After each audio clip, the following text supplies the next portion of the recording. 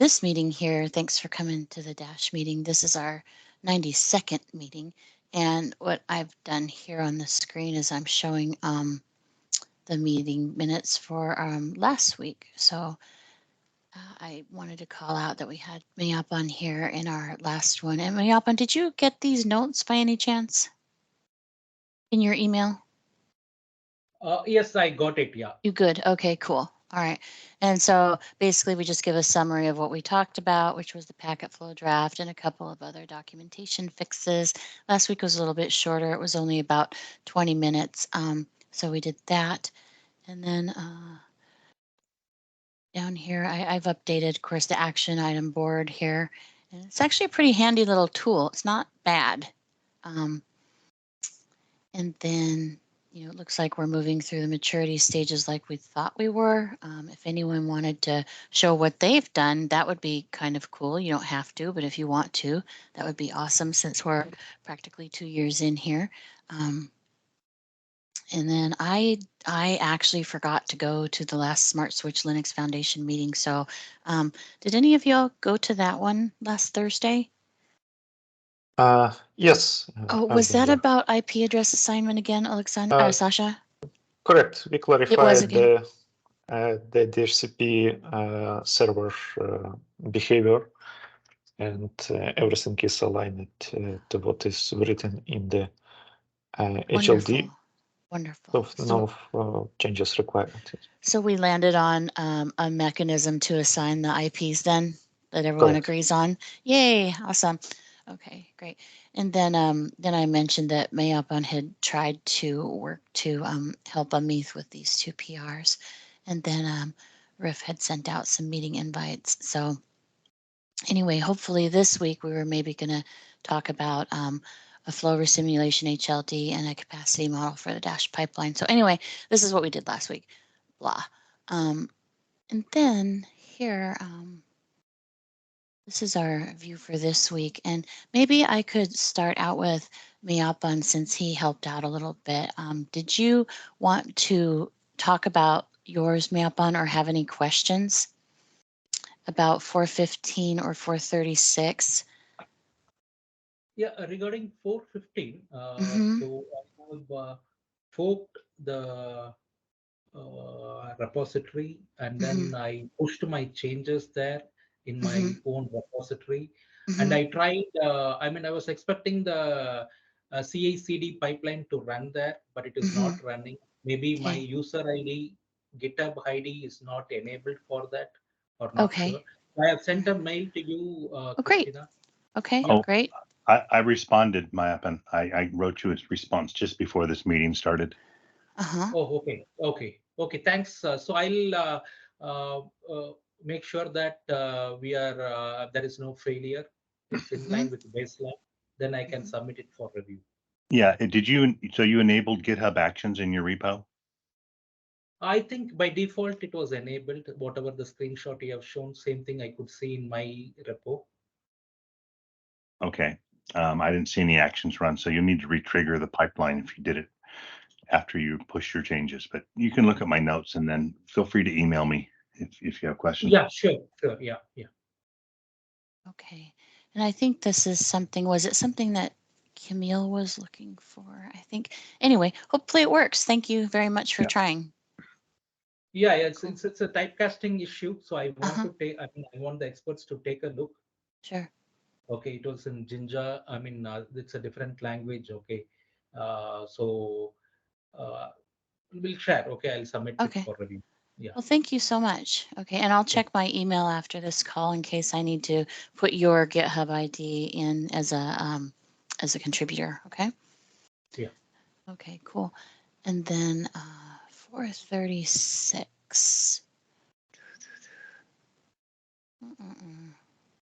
I can't find it right now. Oh, here we go. Is Amit on the call? Amit is not on the call. This is the one where we've got the 5 objects.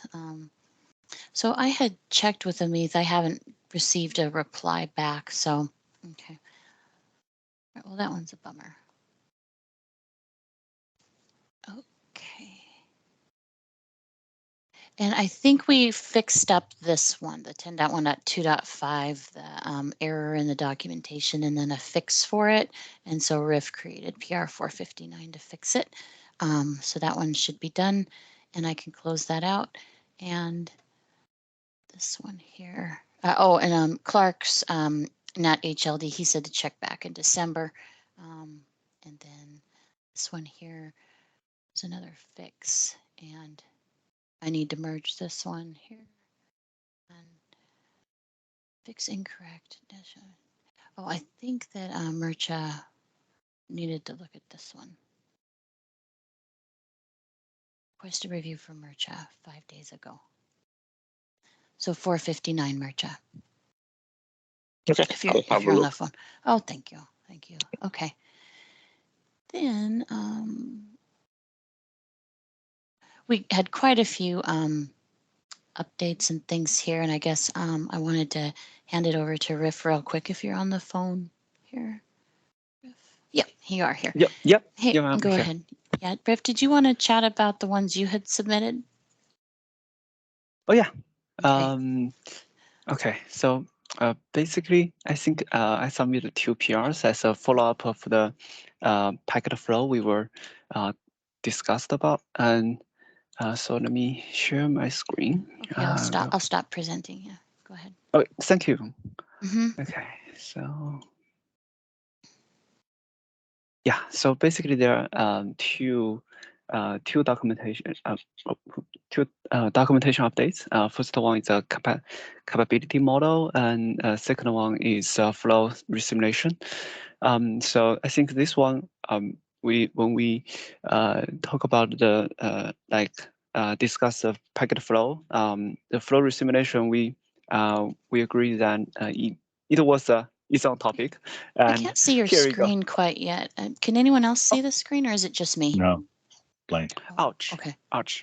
That's okay. Yeah, maybe it's my machine problem. Let me Yeah, switch. it could be. Yeah. Well, Yeah, yesterday I had to drop and rejoin yesterday when I was doing something. Yeah. Let me. Sorry, real quick. No, it's fine. Just wanted to follow along.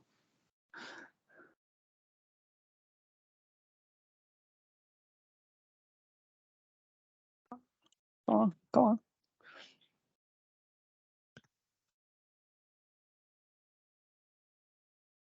Maybe while we're sharing, it looks like there's someone new on the call, Arun Pandran. Maybe you could introduce yourself real quick while we're waiting for a share. Hi, this is Arun here. I just joined to look at what's happening in the forum. This is my first meeting. Fantastic. I've been following from outside, just generally on SONiC, and I thought I'll just join the forum and just check out. Thank you. Thanks. Welcome to the group. Thank you. Okay, I think I'm also ready to share again. Go for it. Yep. Okay.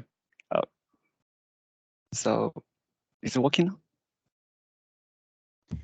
now? Yeah. Yeah.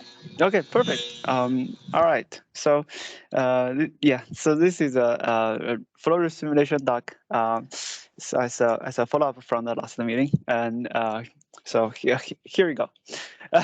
So we will let's see if this model works. So we have a yeah. Let's start from the flow simulation, and we have another one for capacity model, the capability model, and we'll put that a little bit later.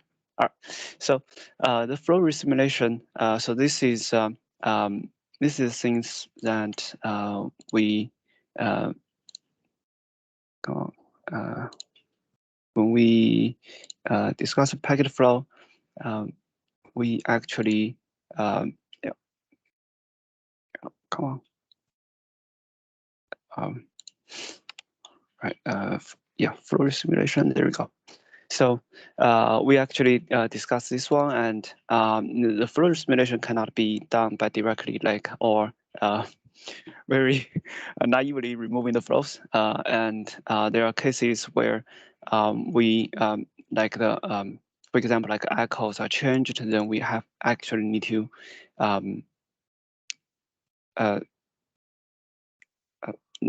sorry, when the icons are changed, we actually need to simulate the flow, but we cannot like remove the flow. Otherwise, the connection will completely gets dropped for the flows that is that is not changed. So here, this documentation actually trying to capture the cases where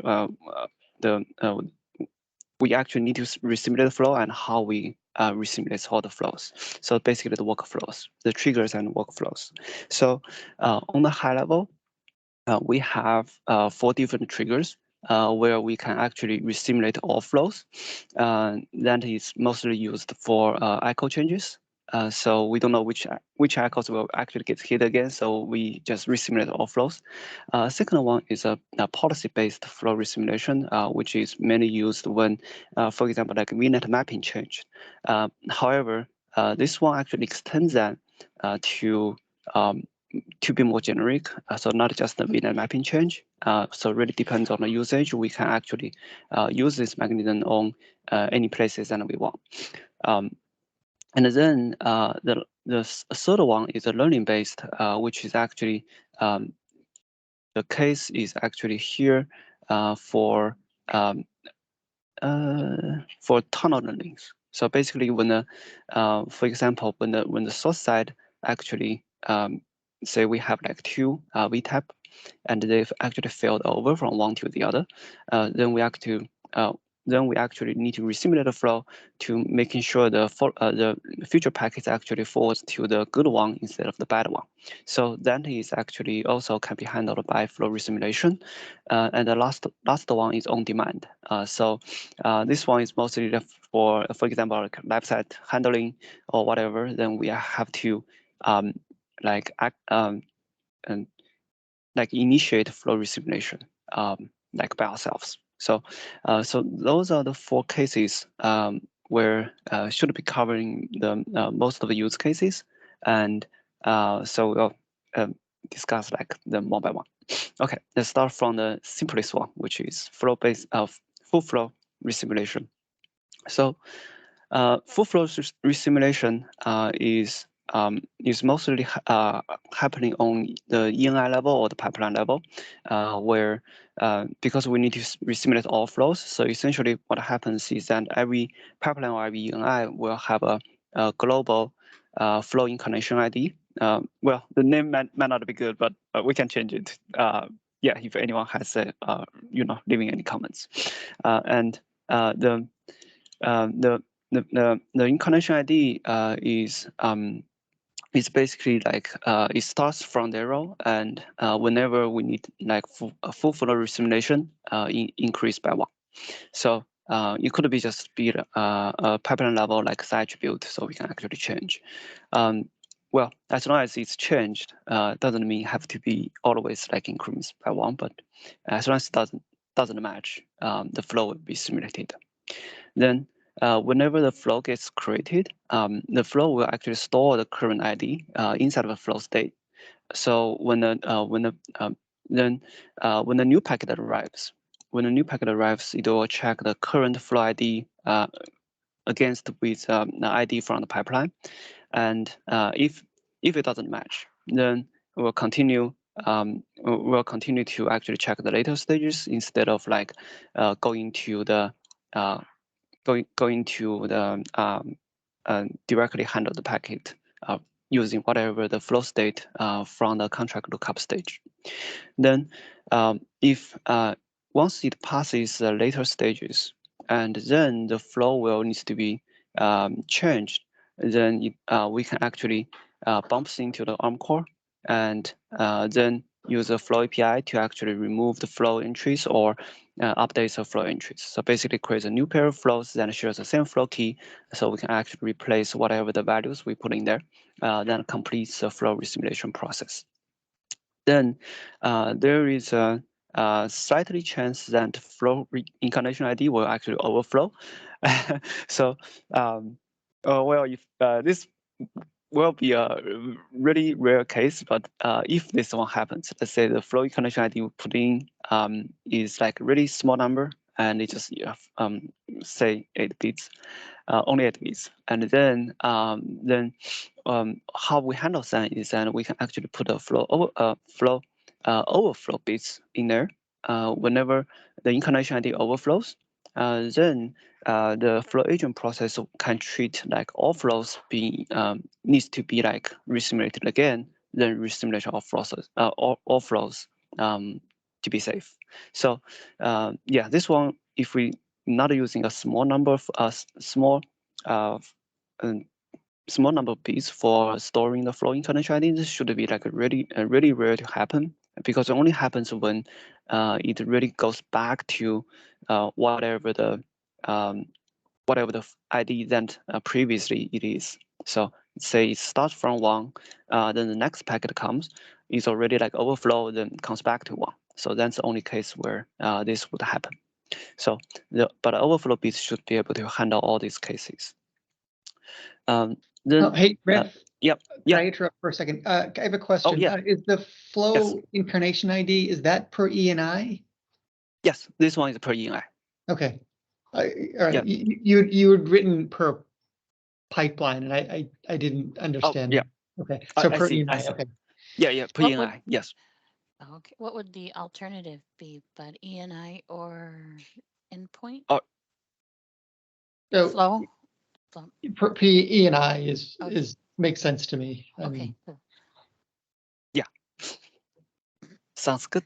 Yeah, because it needs to handle both the outbound side and inbound side, so it's per ENI level. Yes. And yeah, so the last one is actually the flow resimulation with the flow HA. So when they, for handling the flow HA, basically we need any flow changes that will need to be replicated to the standby side. So to support this one, it's actually fairly simple. Is that we just whenever flow gets changed, say the database app or the ARM core says that okay, the flow entry needs to be updated, then we can flip the flow. There is a not synced state in the flow. Then we flip this not synced to true or synced to false, whichever. And then when we actually change this, then we actually once we update the flow entry, we send the packet back to the pipeline. Then the packet will actually hit this flow entry. Then it will see the flow actually gets not synced state. So basically this one will treat it as a new flow, then going through the new flow process, use the inline sync, take the exactly same inline sync mechanism, take the flow entry to the standby. So that completes the support for the flow HA.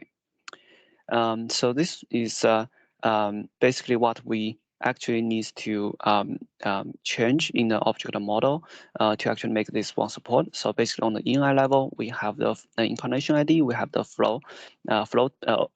overflow bits. And then on the flow state level, we will store the incarnation ID.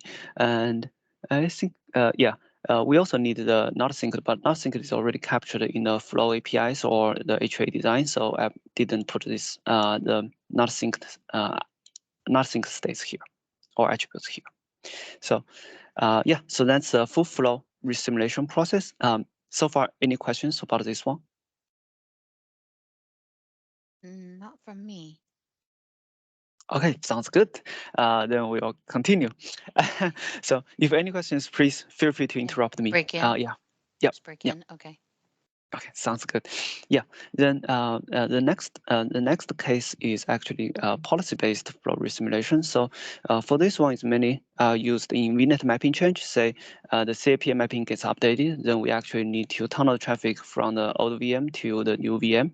So that's where this case would happen. So instead of like resimulating all flows, in this case, we will only need to resimulate the flows that is associated with the CAPA mapping, basically the flow created when it actually matched the CAPA mapping. So then how this would work is that we can actually introduce a flow tracking key. So in this case, I think 128 bits is fairly safe. Well, you may not actually has to be this large, I guess. But yeah, but this one should be like good enough to even store like IPv6 IP addresses. So that's yeah, should be good enough to handle most of the cases. And then this key is designed to be unique per pipeline. Then what happens is that when say let's use yeah, so let's use this one. So whenever say we match the CAPM mapping, and then we can actually put this key into the flow entry. So yeah, as long as it's not 0, then we put it into the metadata bus. Then eventually goes to the flow state or flow entry. Then what happens is whenever it actually gets changed, we can use this key to find all the flows and then resimulate all of them. So this key is basically the ID that associates all the entries and all the flows that needs to be updated together. So there are two ways to actually track the flows. So either way works is really both has a pros and cons. So yeah, it really depends on the use cases, I guess. So the first one is active flow tracking. So when active flow tracking gets used, what happens is that when we try to create this flow entry, the packet will go through the ASIC pipeline, then goes to the data plan app, just like the, give me 1 second. Sorry, not this one. Yeah, so here goes to the data plan app like this. And then inside the data plan app, what happens is because it sees the flow tracking key, and also it will insert the flow entry. So we can actually maintain a hash map, basically a hash table, to associate the flow entry key and all the flow IDs. So it basically is a hash map. So and then whenever flow, let's say we updated one of the entry, then we see the flow track keys inside of the entry. Then we can use that key, go to the hash map, then find all the flow IDs and resimulate them one by one. So Looks like it we have uses. a hand up. Oh, I'm sorry. Oh yeah. Oh sorry. I probably missed it. I interrupted your sentence. I'm sorry. Yeah, I Chris. thought you're done. Chris, go ahead. Yeah, Rick, you're using 128-bit unique key. Right. Are you then expecting that's going to be a match key throughout the entire pipeline? Is that what you're saying? Yes, that's a tracking key. So is that in addition to any other keys like IPv6 addresses or anything, or is it really just collapsed down to this one unique identifier? Because I'm wondering about the cost of having such a wide metadata value propagating through a pipeline. Right. Yeah. So that's a good one. So here, this is how it actually looks like. Basically, say this is the CAPM mapping, the mapping table. And then, so for example, this one is basically the IPs. And then the idea is put an extra value here as a flow tracking key. So yeah, so this would be the not in the key, but in the value as in the entry. So the reason why I'm thinking about like 128 bits is because, say for example, because this one will very likely needs to be unique because it goes to the CAPM mapping, right? So every mapping will has in order to satisfy this case, then every mapping will needs its own unique key. And then in IPv6 case, then we will need this much for the for making it unique. Otherwise, the things will collapse. It may not be too much of a problem, but it's just like when we when we actually resimulate one specific entry, it could resimulate also another entry. So yeah, it may or may not be desirable. Which is why I propose like 108 bits here, but as long as it can be unique, we can actually shrink it down. So for example, say even though the IPv6 IP address, the address range is large, right? But I doubt that anyone in the world will actually use all the IPs in there. So we can actually shrink this one down to let's say only like 4 bytes, just like use IPv4 range, and then as long as it can satisfy the requirements, it should be good enough. Yeah, does that make sense? Yep. Yes, I think probably people who have to actually implement this and make this work at scale would want to think about the size of those bits and see if it's a hardship. I mean, maybe you could hack them down to 64 or something, but that's all I'll say on that. It just strikes me as a large number to carry around. So I totally agree. Which tables would have this extra value in the table entries? Like, I think you mentioned this CAPA table, but would it be more than just that one table? Oh yeah, that's actually a good one. So so ideally, or in the ideal model, then every entry can have this tracking key. For example, if you want to simulate all the flows that's associated with routing entry, then we can actually put things over there. However, I kind of like see your concern is that, okay, if we put this thing everywhere, then will it actually impacts the performance or then which is why I added this second VR for capability model. So for this one, is that really is because of the resource limitations in the ASIC. So we can actually say, all right, although ideally we can specify this flow tracking key everywhere. However, in a real case, we only support this flow tracking key only in the CMPA mapping table, and we expose that through the capability model to tell the users that, yeah, we only support this metadata in this stage. So when you does say that make sense? Yeah. When you say this is like a slightly different question. When you in the title of this page here, you say a matching stage. Is that a table lookup? Yes, that's a table lookup. Okay. So yeah, so basically in a routing table, we can say, okay, does this support flow tracking key or not? If it then we actually knows. Or in the mapping table, we every single table lookup actually expose all the metadata that it supports to the user. So yeah, so we can actually, whoever uses it can actually plan the the stages. Okay, and so when the table entry is written by the control plane, it chooses a unique value for the key field. From the data plane point of view, I assume it doesn't really matter how that value is created or selected. The data plane just knows it as a unique value. Okay. Right. Yeah, it's just like, hey, here's a value, and I created with this value, and okay, you want to track it? Sure. Throw it to the yeah. Okay, so that's essentially what it is.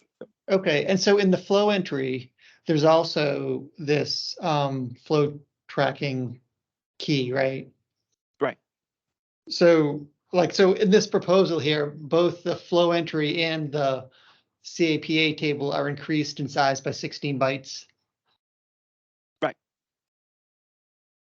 Yeah, but we can choose to not like support that. Then you save the 16 bytes over that lookup table.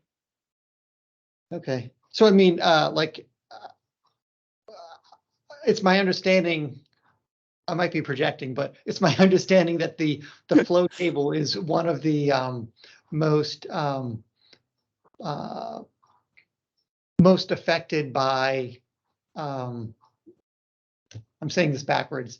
The size of the flow table entry is one of the biggest determinators of the total memory footprint. So like adding stuff to the flow table entry can have a big impact. Right. For our implementation, I assume for other implementations as well. So I guess you just keep that in mind. So if there are like multiple tables with this key, which one goes into the flow? Which value goes into the flow table entry? Oh, I see. Yeah, so that's another good question. So the idea is actually really simple. It just follows whichever we currently do in the packet flow. So let's say we have a value specified in the routing entry. We'll also have another value specified in the mapping entry. Then whichever comes last overrides the previous one. Otherwise, we have to store both. So supposedly we can store both, but then it means that even more memory will get added. So yeah, so essentially it's like whichever comes later wins. Okay. Yeah. Otherwise it's like we need like even more memory footprint will be used. Okay. Yeah. All right. Thanks. I get it. Yep. Cool. Any other questions? Yeah, but I agree with the resource usage as well. So the 128 bits just to be safe, but I guess we can shrink it down. I probably should not put it over there over here. I probably should like because this is the idea and the usage or the whys we should like put it probably later. Just say 128 will be suggested, but we can adjust depends on the use cases. Okay. In the active flow tracking section, there was a part I didn't understand. You said when a flow is created, we can get the flow tracking key from the metadata bus. And as you said, it's like whatever, if there are multiple tables, whichever one came last wins. We use that value. It says if the value is non-zero, we store it in a hash table. What is the hash table? Oh yeah. So the hash table is basically when we create a flow, it goes to the ARM core, right? Goes to the data plan app, and in the app we can maintain a flow key, flow tracking key to flow ID. So that is a hash table. We basically store the key to the flow as a hash table. So yeah, that's an active flow tracking because we will know all the flows in this case.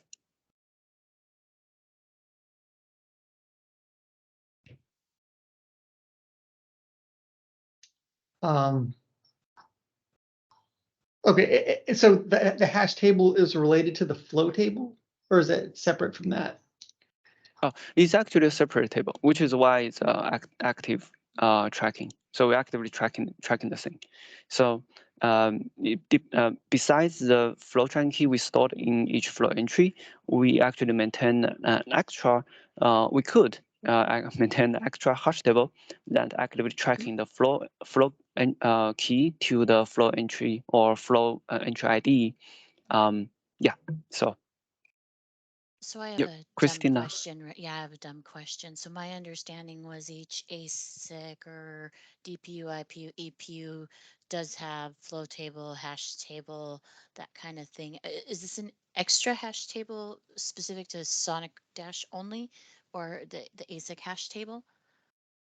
Oh, so this table only exists in the data plan app as an extra hash. Yeah, as an extra hash table. It's not the flow table, or it's not any tables that exist in the ASIC.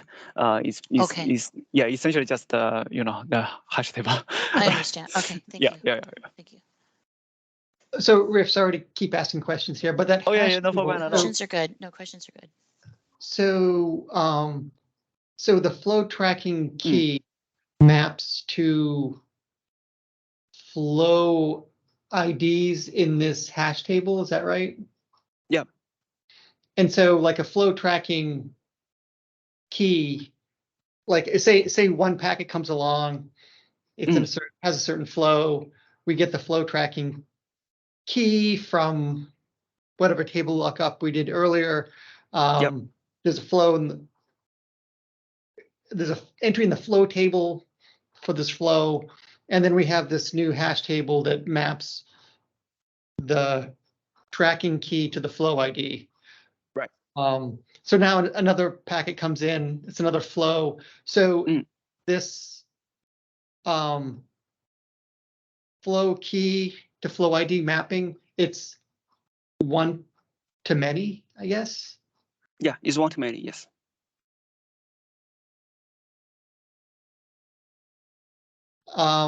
So like in theory, say you had 1 million flows come in all with the same flow tracking key, this hash table would contain 1 million entries? Yes, which is I understand the concern is also the memory usage, which is why we can also adapt the passive flow tracking, which will be a little bit slower than active flow tracking, but it doesn't require the actual hash table to be maintained. Okay, because like I read through the document here just briefly before the meeting, so I'm not familiar with everything in it. But if you have like 1 million entries in this hash table, and like, I guess it depends on if you're doing the math here, right? Yeah. Okay. There's not a whole lot of constraints, right? If you say like, here's a data structure, it could contain up to 1 million, maybe 50 million entries, could be, right? For this tracking. So in this case, so I need to probably correct a little bit. Sorry. So it's one single entry for the hash table. But yes, inside the hash table is all the flow entries will be there. So that one will have 1 million entry. So it's one to many. And it also doesn't impact the PPS. It only impacts the CPS because it only impacts like new flow or when you actually need to delete the flows. That's when you will have to like insert or remove the entries from the hash table entry. So yes. So there are insert and delete operations on this hash table entry that could have like millions of collisions, I guess. I'm just trying to understand what the proposal is, because this seems to me like very something that will affect performance a large amount in certain high scale situations. Yeah, I kind of agree actually. So so this is this hash table, and so basically it is how would I put that? So like you said, like in the extreme case, say all the flows are created for one single with a one single key, or one single, or everything shares a one single key, just like you said, right? So in those cases, then my suggestion is like, why even need one single key? Just like use a full flow resimulation anyway. So it really depends on the use case. So basically, if it is not like desired to use active flow tracking, then yeah, we can simply use the passive flow tracking. Then we don't have to maintain this flow table. Then all the cost will go away. But if we can maintain this table, then the good part for that is that we don't have to enumerate all the flows to actually resimulate them. Or we can simply like work through the flow tables to resimulate whichever like the key matches. So that is basically the passive flow tracking. Okay. Yeah. So yeah, like I said, I understand the concern, and which is why yeah, I put two things here. Okay. Yeah. Okay, Yeah. I think maybe you haven't gotten to this yet, but I thought like passive flow tracking in this document was sort of like a second-class citizen. Like you really want active flow tracking. Oh no. No. Yeah. Is it totally purely an option? Yeah. Yes. It has to be like one on the top and one on the bottom. Yeah. Doesn't mean there is a preference. Yes. Sorry. Yeah. So then yeah. So yeah, I totally agree that the hash table here could be problematic in certain cases. So which is why like the full flow resimulation is one of the case. So if really we don't have to track the flow, then we don't need to track the flow.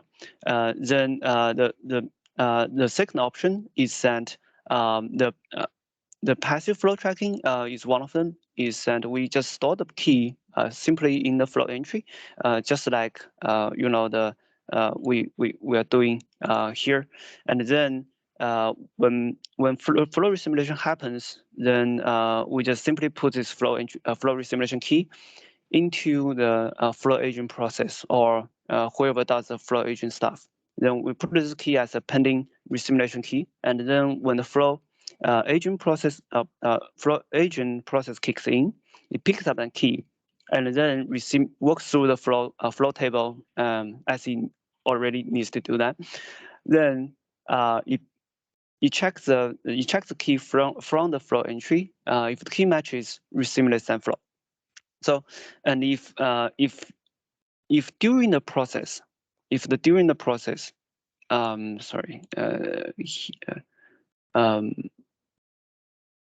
yeah, if during the process then there is a new key, if during the process this key needs to be simulated again, then we just simply put that key back to the pending, the pending resimulation list. So basically, we have a working list and a pending resimulation list, and then once the flow agent process completes, then it picks up whatever is in the pending list and do it again. So this one doesn't require us to maintain the keys as a hash table. Then you save some cost, but the downside is then, of course, because it goes through the flow agent process, as we can see, it could be slower than active flow tracking. So, but it doesn't require any extra memory usage or any extra like cost to maintain this hash table. So yeah, really depends. Both ways should work, and there is no preference between them. So as long as it works, yeah. So yeah, that's the two main approach to resimulate the flows based on the policy. Okay, does that answer the question, Bob? Yes, thanks. Yeah, cool, awesome. So then the old friend flow tree kicks in. Then what should we do in this case? So basically, because both active and side by side are programmed like independently in the HA case, then we have many have like two problems here. Is that how we can ensure the flow associated with the key from one side are going to be associated with the same policy on the other side. Then if the policy is not even programmed, say we have a CPM mapping on the active side, then new flows will get created by the active side. However, the programming of the standby side gets delayed. The policy is not even there. Then what should we do in that case? What happens, or how could we resolve that? Is that because essentially the flow train key is programmed by the upstream service or whoever's uses the dash, then this whoever programs it needs to ensure, because it's not like the dash pipeline generates that, right? Is whoever like programs generates that. So they will be able to ensure that it must be unique for the pipeline. Then with that, then what happens is the unique key will program to the both side, and then because the key is unique, then we solve this the first problem where the flow will get associated to the same policy, because the policy use a unique key, and we use that unique key to track all the flows. So that solves this first problem. The second problem is that what if the policy is not programmed yet at all? So in this case, there are two cases in the HA. The first case is actually the planned events, which is a planned switchover. So in this case, everything works all good, and then the switchover happens. You switch the active side to the standby side. However, standby side may or may not have this policy. And then we already handled this case in the current HA design, because when the planned switchover happens, the smart switch will actually tell the upstream service to ask for permission for the switchover. So during the switchover, or before the switchover being approved, the upstream service will actually stop the future, making sure like the two sides share the same policy, stop all the future like policy programming until the switchover completes. So that's a planned switchover. We are currently had in the current HA design. So that will helps us to solve this case for the planned switchover case. Okay, then how about unplanned events? Since it's just like shutdown, there is no like ask for the permission, stop the policy programming, that grace process.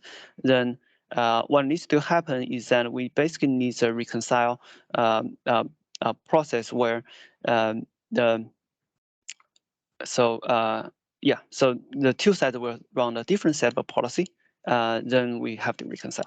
Then no matter which way we use, essentially what happens is that we have to simulate the flows to ensure that all the flows will go through the process again, gets whatever keys that is latest. If that key doesn't exist, then we simply just drop it.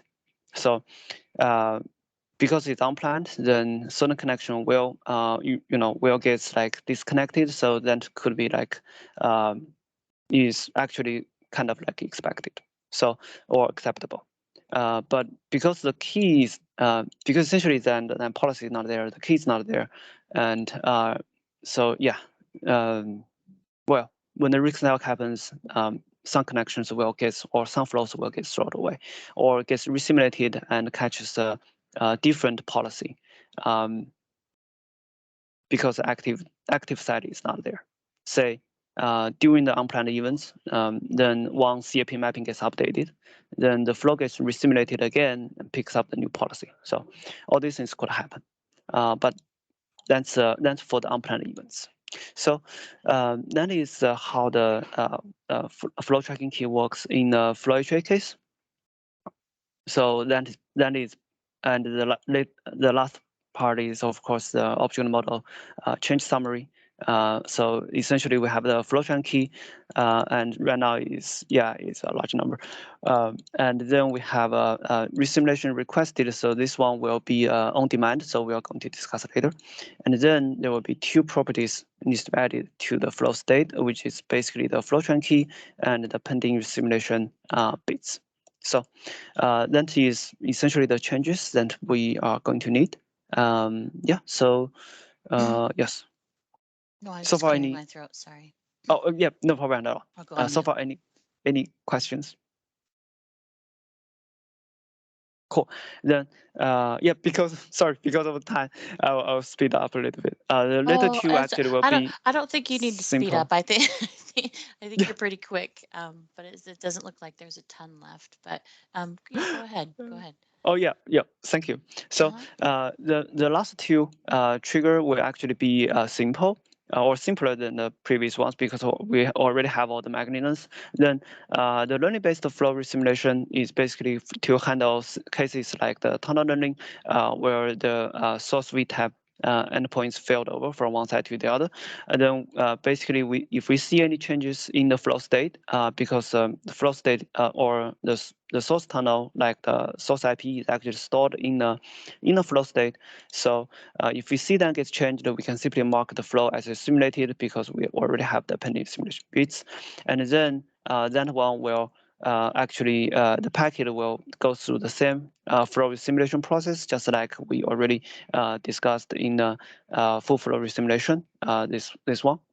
And then the new pair flow will be generated, which will contain new VTAP endpoints, and then gets replaces the old entry or old value then stored in the flow table, because the key is exactly the same. So we just essentially, wiped out the old entry, put in the new entry. Yeah, so that's basically replace. So then the reverse flow will be updated, and that completes tunnel learning. So yes. And then the last one is on-demand flow simulation. That is basically for left side mitigations. Say one flow is not working correctly because of some bugs, some unexpected things. We're not sure. Then what happens is that we can actually call the flow API to set the pending resimulation bits. So for the single flow, we just set the bits to true, and the later packet comes to seize that bits and just carries over to the same simulation process. Pipeline level full flow resimulation that's already discussed in the echo. So essentially the same thing, which is called an exactly the same API increase or changes the flow incarnation ID. Then will simulate all the flows.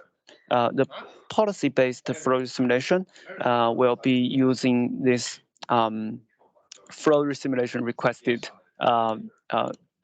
the property here. So essentially, we set this side attributes to true, and once it picks up, we flip back to false. And then once it's picked up by the once we see that, then we put them into the pending list that we already discussed in the passive flow tracking section. So basically like this one. Or we just pick it up and directly find the hash table, resimulates all the flows. So so that is on-demand flow resimulation. And the last piece for the flow resimulation is that for some cases, we may want to maintain the PCC, basically per flow consistency. And this case would be, say, a load balancer case where we have a backend pool, right? And then we actually have a like many VMs in the backend pool, and when the first packet comes in, the SYN packet comes in, we choose one of them, and then we want to stick on it, even though flow resimulation happens. Then for this case, in the routing entry, we can actually specify like the action. Say for this action is a NAT.